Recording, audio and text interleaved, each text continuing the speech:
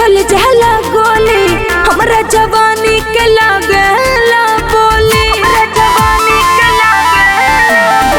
बलिया बक्सर में चल जाला गोली, हमरा जवानी के लागेला बोली। हमर दीवाना पड़े बुढ़वा जान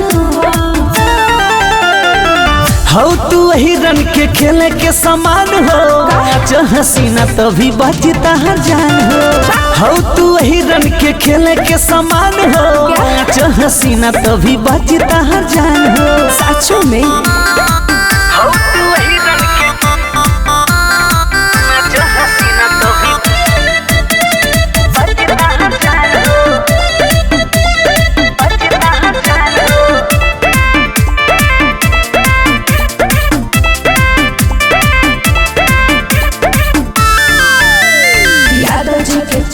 में नाचे न जाए, रह जाई लइका तके के मुँह देखाई।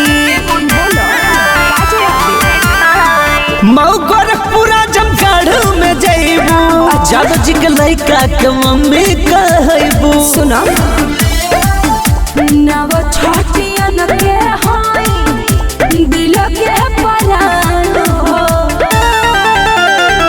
हो तू वही रन के खेले के समान हो, नचाइए बबी तभी बची तार जान हो तू वही रन के खेले के समान हो, नच हसीना तभी बची तार जान हो।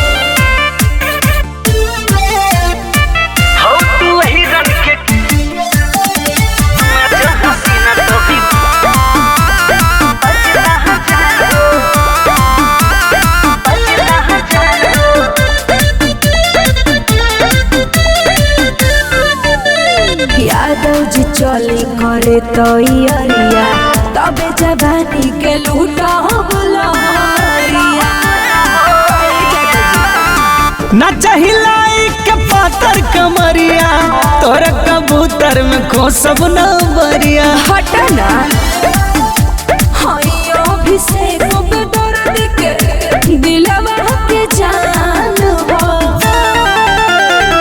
हो तू श्यामू के खेले के समान हो, नच हसीना तभी बचता हर जान हो अशोक जी के खेले के समान हो, नच हसीना तभी बचता हर जान हो।